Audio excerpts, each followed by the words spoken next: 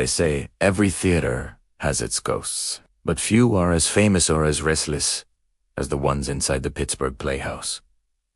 The story begins in the early 1930s, when this old complex on Croft Avenue became a second home to Pittsburgh's actors, dreamers, and storytellers. It was a place of light, laughter, and applause. A place where legends like Gene Kelly once walked the boards, chasing the same dream that still lingers in the dust of the stage. But behind the velvet curtains, something darker took root. Over the years, actors began whispering about strange things that happened after hours. Props that moved on their own, doors that opened and closed without a sound, cold spots that drifted across the stage like something unseen passing by. And then there was the man they called John Johns, an actor loved by audiences and respected by his peers. During one performance, Johns collapsed mid-scene, his hand clutching his chest. He died that night, right there in the Playhouse dressing room. Most would say his story ended there, but those who knew him swear it didn't.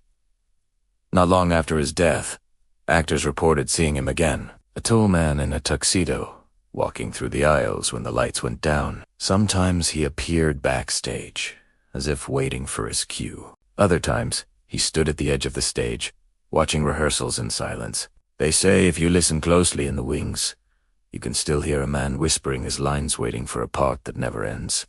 But John Johns wasn't the only spirit said to haunt the theater. There's also the Lady in White, a spectral figure who drifts through the balconies and stairwells. Some believe she was an actress from long ago. Others say she's something older, something that's been here far longer than the theater itself. Staff and students from Point Park University, which later took over the building, have shared their own encounters. They talk about flickering lights, footsteps echoing across the stage, and voices calling out when no one is there. A piano playing faintly in an empty rehearsal room. And that feeling, you get the one that tells you you're not alone. When the original Playhouse was torn down and rebuilt on Forbes Avenue, some thought the spirits would finally rest. But the hauntings didn't stop.